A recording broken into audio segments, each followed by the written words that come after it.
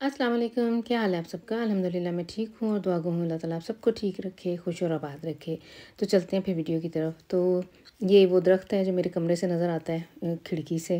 Cherry tree है और इसके ऊपर ना अब इसके फूल काफ़ी झड़ चुके हैं और हल्का-हल्का सा बूर आना शुरू हो जाएगा। और ऐसे पता भी नहीं चलना, चंद दिनों के लिए ये जो बहार इस पे आती है ना, ये जो फूल से आते हैं चंद दिन, 3, 4 या 5 दिन ज़्यादा से ज़्यादा। 2-3 दफ़े मैं देखती हूँ तो ये बूर सा बन जाता है। तो फिर मैं आई हूँ नीचे, नाश्ता हम लोगों ने करना था सबने, संडे वाले दिन की ये वीडियो मैं आप लोगों के साथ शेयर कर रही हूँ। माशाल्लाह से सारे बच्चे घर में हैं और नाश्ते में ना मैं आज पराठे और अंडे और ऑमलेट, जिसने जो खाना है उसके लिए वही बन रहा है। पराठे तो सबको मैं दूँगी, सारे बच्चे हफ्ते में 1 दफ़ा तो ज़रूर पराठा मैंने खिलाती हूँ। मेरा अपना दिल होता है खाने को और फिर इस तरह फिर वही एक ही नाश्ता होता है। तो जिसने लेना हुआ फ्राई अंडा उसको वो मिल जाएगा और बाकी जिसने ऑमलेट चाहा तो उसको वो मिल जाएगा। अरम की फ़रमाइश थी कि इसका अंडा ऐसे होना चाहिए, कच्ची सी जर्दी होनी चाहिए और इसके लिए फिर मैंने साथ अचार के उसने वो लिए है। ये असद अपने लिए ये स्क्रैम्बल एग बना रहा है और समी ने नहीं था खाया पराठा, वो कह रहा था कि मम्मा जी मुझे फ्रेंच टोस्ट बना दें। मेरा मकसद ये होता है कि कम से कम ना ये बच्चे थोड़ा सा हेल्दी हैवी नाश्ता करें ताकि ये 3-4 घंटे निकाल दें और फिर एक ही दफ़ा शाम का खाना। संडे और को हमारे घर में ऐसे ही होता है, ये नाश्ता करते करते 11 साढ़े 11 हो जाते हैं और उसके बाद किचन वगैरह समेटूँगी मैं और फिर दोपहर के खाने की तैयारी। और वो जो दोपहर का खाना होता है वो साथ ही रात और दोपहर का इकट्ठा होता है। अच्छा, नाश्ते से फ़ारिग होके ना मुझे कोई समझ नहीं आ रही थी, तो सबकी मुत्तफ़िक़ा राय से ना जब कोई समझ ना आए ना ये हमारे घर में ये है, कुछ समझ ना आए, या तो मैं दाल चावल बना लेती होती हूँ या फिर मैं पुलाव बना लेती होती हूँ। तो फिर मैंने सोचा कि यार सैफ भी आया हुआ है, उसने साथ लेके जाना होता है खाना थोड़ा सा, तो ये पुलाव जो है ना वो ईज़िली ट्रांसपोर्ट बंदा कर सकता है। इसमें चिकन वगैरह का मैं पुलाव बना रही हूँ फिर, और साथ में सालन वगैरह या शोरबा वगैरह हो ना तो फिर थोड़ा सा लेके जाने में वो भी हिचकिचाता है और मैं भी नहीं देती हूँ। ज़्यादातर मैं खुशक खुशक सालन उसको बना के देती हूँ क्योंकि उसने ट्रांसपोर्ट यहाँ से ट्रेन से फिर बस पे फिर बेचारे ने अपने घर पहुँचना होता है। तो इस तरह चावल वगैरह हो तो वो इजीली बंदा लेके जा सकता है।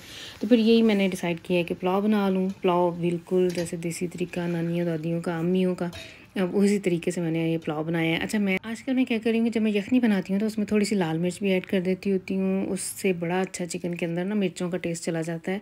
तो पुलाव के अंदर फिर मैं वो डालती हूँ। और वैसे जब मैं यखनी बनाती हूँ तो खुश्क धनिया के साथ साथ हमारे घर में ना हम लोग थोड़ी सी सौंफ भी डालते हैं, उससे बड़ी अच्छी एक तो पुलाव की खुशबू बड़ी अच्छी हो जाती है और वैसे भी ज़ूद हज़म और बड़ा लाइट सा हो जाता है, मैदे पे कोई इतना वज़नी नहीं होता।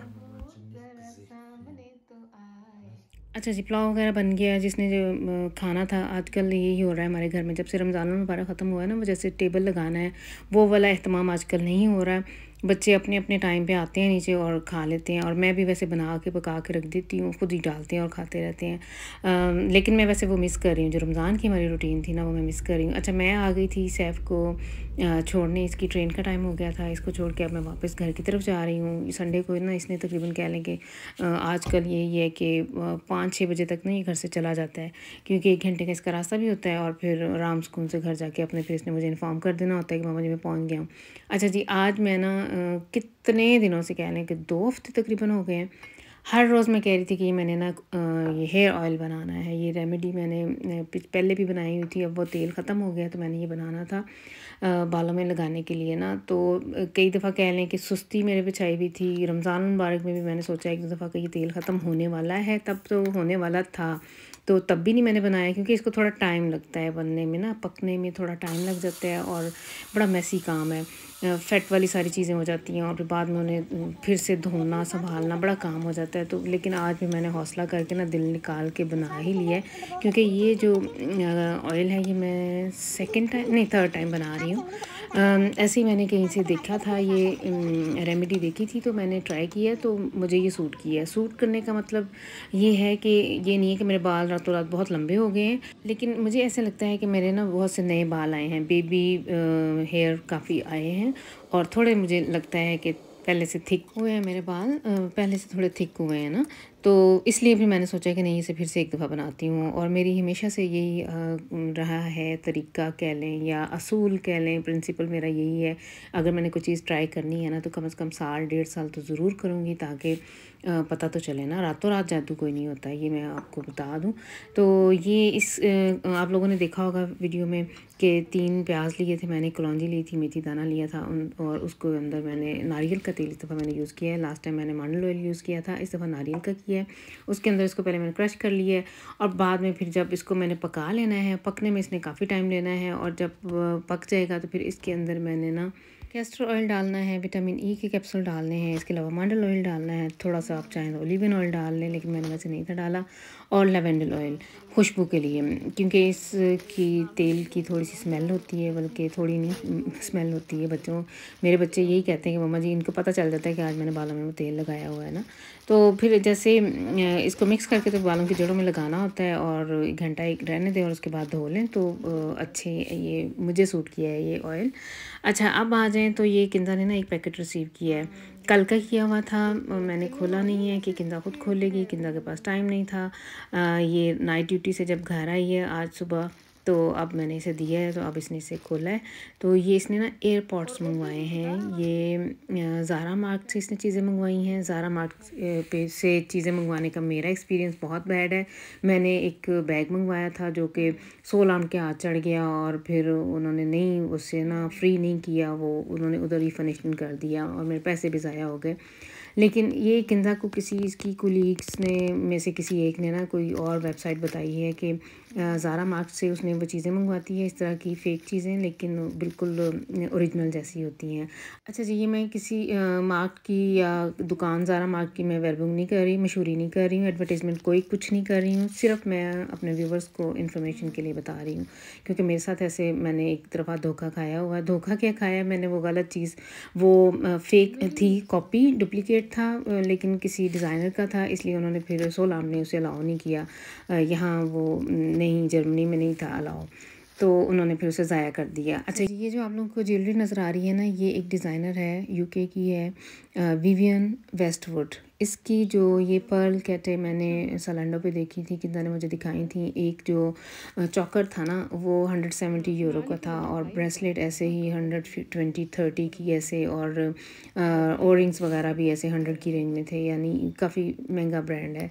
तो ये इसने फ़ेक मंगवाई हैं ये चीज़ें। इसकी ये जो बॉक्स है मुझे बहुत अच्छे लगे हैं और ये बिल्कुल ऐसे लग ही नहीं रहा था कि ये फ़ेक है ना।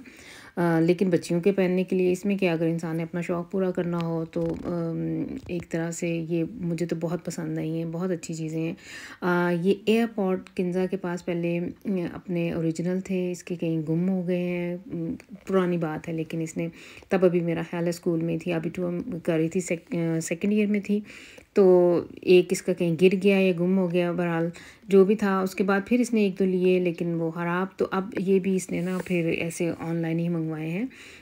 बहुत ज़बरदस्त थे, ऐसे बिल्कुल ओरिजिनल जैसे पैकिंग होती है वैसे ही जैसे एप्पल की चीज़ें आती हैं ना घर में, सेम ये वही पैकिंग थी।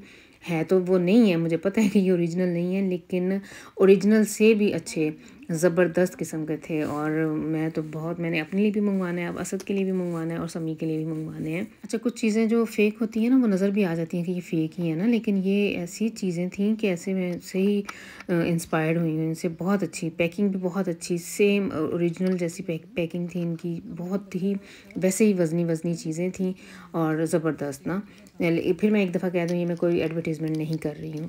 अच्छा जी, ये इसके एयरपॉड्स थे, ये ज्वेलरी थी इसकी, और साथ में इसने एक ये पुलोवा मंगवाया हुआ था। तो ये चीज़ें इसकी थी जो आज हम लोगों ने रिसीव कल की हुई हैं, लेकिन खोली आज हैं हमने। अच्छा जी, साथ ही मुझे पाकिस्तान से फ़ोन आया हुआ था, साथ साथ मैं वो सुन रही थी और साथ साथ ये चीज़ें मैं उठा के देख रही थी। और ये जो डब्बी है ना इसकी, ये जो बॉक्स था एप्पल का, ये तो मुझे बिल्कुल ऐसे लग रहा था कि सेम ओरिजिनल ही है ना हर चीज़। इसलिए मैं ना, जैसे बंदा कहता नहीं है कि कहीं से मुझे कोई नज़र आए कि ये चीज़ असली नहीं नकली है, और मैं देखूं और कहूं कि नहीं नहीं ये वाकई फ़ेक चीज़ें फ़ेक ही होती हैं, लेकिन नहीं, बिल्कुल भी नहीं। बहुत अच्छा ये इसका। और किंदा ने जब लगा के कानों में देखा है तो इसका फारूम थे, इसके पास पहले ओरिजिनल भी था, तो कहती है मम्मा बेस्ट है ना, ये सेम वैसे, ये कोई फ़र्क नहीं महसूस हो रहा। अच्छा जी, ये भी एक पैकेट आया हुआ था मेरा, लेकिन मैंने खोला नहीं है। ये मेरी चीज़ें हैं। हमारी अप्रैल के लास्ट डेज में थी वेडिंग एनिवर्सरी, और ये तोहफ़ा किंदा ने और उसके पापा ने मिलके मेरे लिए मंगवाया हुआ था। अच्छा, ये उसी दिन गया, उससे एक दिन पहले, जिस दिन हमारी एनिवर्सरी थी उससे एक दिन पहले आया, लेकिन घर में कोई भी नहीं था, कोई रिसीव नहीं कर सका। तो फिर वो ब्रीफ कास्ट में ना एक लेटर सा डाल गए थे कि फ़लाँ फ़िलहाल से इनकी कोई शाख थी, उधर से जाके तो ले लें। तो किंदा तब उधर गई है, तो उन्होंने कहा कि हाँ, ये एड्रेस तो हमारा ही है, लेकिन अभी तक हमारे पास पैकेट नहीं पहुंचा। फिर यानी कह लें कि एनिवर्सरी के सेकंड डे मिला है मुझे, और ये ब्रश मुझे बहुत ज़रूरी चाहिए थे। बड़े दिनों से मैं चाह रही थी। मेरे मेकअप ब्रश सारे ही किंजा ने ले लिए हैं, जो मेरे पास पहले होते थे। उसके अपने भी हैं, लेकिन वो एक एक दो करके मेरे सारे उठा के ले गई हुई है। और जब से कोविड की वजह से ना, जब से कोविड आया हुआ है, तो मेकअप करने की ना कोई इतनी कोई ख़ास रूटीन नहीं रही हुई मेरी। तो फिर अब मैं फिर से चीज़ें सारी इकट्ठी कर रही हूँ। और दूसरा था हुडा ब्यूटी का ये जो लूज़ पाउडर है, ये भी मुझे बहुत ज़रूरी चाहिए थी। कभी मेकअप करना पड़ जाए तो ये चीज़ें मेरे पास फेल्ड थी। तो इन्हें पता था, क्योंकि मैं पूरे घर में शोर मचाया होता था। जब भी कहीं आना जाना होता था, ले मेरे पास कुछ चीज़ ही नहीं। मेरा ब्रश ले गई किंजा, इसने मेरी चीज़ें सारी ख़राब कर दी हैं, मेरा सारी चीज़ें ले गई हुई हैं। तो इन्होंने ना, इसके पापा ने कहा कि हमने तेरा ये मसला हल कर दिया है। ये ब्रश जो इन्होंने मंगवाए हैं ठीक हैं, मुझे चाहिए हैं, लेकिन ये थोड़े हैं। अब मुझे और भी अभी ब्रश DM पे कह लें कि 14 यूरो में एक है, लेकिन ये पूरा पैकेट इसे बहुत रीज़नेबल प्राइस में मिला है। तो मैं वही सोच रही थी कि बाकी भी फिर ऐसे डोगला से ही मंगवा लूँगी, वरना मैं ना कभी DM पे जाते आते ना, कभी एक उठा लिया, कभी दूसरा, एक हफ़्ते एक ले आई, दूसरे हफ़्ते दूसरा ले आई। इस तरह से मैंने पहले भी ब्रशेज़ इकट्ठे किए हुए थे। अच्छा जी, ये लूज़ पाउडर जो हुदा ब्यूटी का, ये मैंने फ़र्स्ट टाइम लिया है। ये मेरी फ़र्स्ट प्रोडक्ट है हुदा ब्यूटी की। ज़्यादातर मेरे पास लैनकम की हैं या एस्टी लाउडर की चीज़ें हैं, या मैक की हैं। वैसे मेरा दिल था कि मैं हुदा ब्यूटी का ना आई शेडो पैलेट लूँ। उसके कलर या उसकी पिगमेंटेशन, एक दो दफ़ा मैंने वैसे स्वेचेस उसके लिए हुए हैं, लेकिन अभी तक मैंने ख़रीदा नहीं है। इंशाल्लाह नेक्स्ट जब ज़रूरत हुई तो वही वाले लूँगी। बस फिर ये थी आज की वीडियो। आई होप कि आप लोग इसे एंजॉय करेंगे। अगर सब्सक्राइब नहीं किया तो ज़रूर कर लें, और फिर नेक्स्ट टाइम तक के लिए दें इजाज़त। अल्लाह हाफ़िज़।